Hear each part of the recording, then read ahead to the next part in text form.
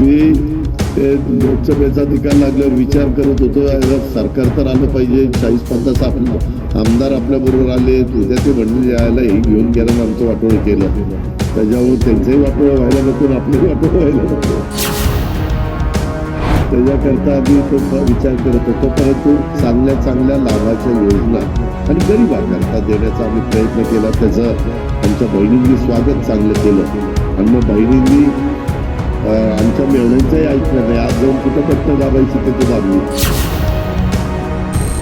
यावेळच्या विधानसभेत माझ्या लाडक्या बहिणींनी मला वाचवलं. खरंच तुम्हाला खोटं सांगत नाही, मी लोकसभेचा निकाल लागल्यावर विचार करत होतो, सरकार तर आलं पाहिजे. 40-50 आमदार आपल्या बरोबर आलेत, उद्या ते म्हणतील की आम्हाला घेऊन गेले आणि आमचं वाटोळ झालं, तर मी त्यांचंही वाटोळ व्हायला नको आणि माझंही वाटोळ व्हायला नको. हा आम्ही विचार करत होतो. चांगल्या चांगल्या योजना आम्ही राबवल्या, त्याचं बहिणींनी स्वागत केलं. मतदानावेळी बहिणींनी आमच्या मेहुण्यांचं ऐकलं नाही आणि आम्हालाच मतदान केलं, असं विधान उपमुख्यमंत्री अजित पवारांनी बारामतीत केलंय. सध्या ते बारामती दौऱ्यात आहेत.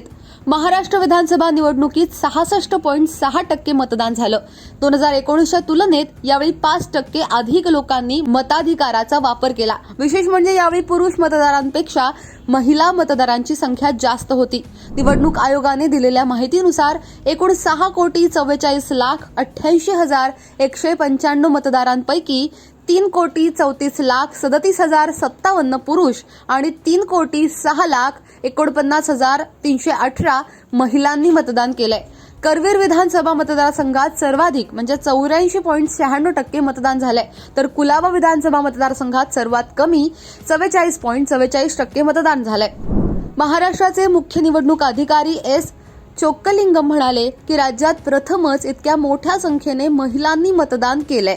आजपर्यंत असं कधीच घडलं नव्हतं. राज्यात प्रथमच महिला मतदारांनी मोठ्या प्रमाणावर मतदान केलंय. त्यामुळे एकूण मतदानाची टक्केवारी 66% अधिक झाली. असं गेल्या 3 दशकांत झालं नव्हतं, असं ते म्हणाले. यानंतर या विक्रमाला लाडकी बहीण योजनेचं यश कारणीभूत असल्याचं म्हटलं गेलं.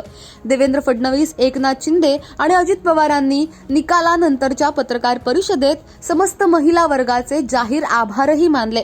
त्या पार्श्वभूमीवर अजित पवारांनी बारामतीत हे वक्तव्य केलंय. खरंच खोटं नाही सांगत. मी ते लोकसभेचा निकाल लागल्यावर विचार करत होतो, सरकार तर आलं पाहिजे. 40-50 आमदार आपल्या बरोबर आले, उद्या ते म्हणले यायला हे घेऊन गेलं आणि आमचं वाटोळ केलं. त्याच्यामुळे त्यांचंही वाटोळ व्हायला नको, आपलंही वाटोळ व्हायला नको.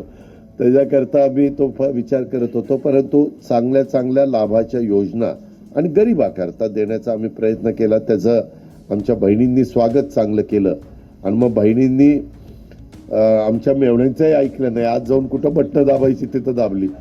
आमच्या मेवण्यांनी बटणं जरा दुसरीकडेच दाबली, पण इकडनं बटणं जोरात दाबल्यामुळं आम्ही सगळे चांगल्या मताधिक्यांनी निवडून आलो. काही काही ठिकाणी या साऱ्यावरती तुमचं म्हणणं काय? खाली कमेंट बॉक्समध्ये प्रतिक्रिया अवश्य नोंदवा. आतापर्यंत जर का लोकमत सबस्क्राईब केलं नसेल, फॉलो केलं नसेल तर लगेच सबस्क्राईब करा, फॉलो करा आणि पाहत रहा लोकमत. धन्यवाद.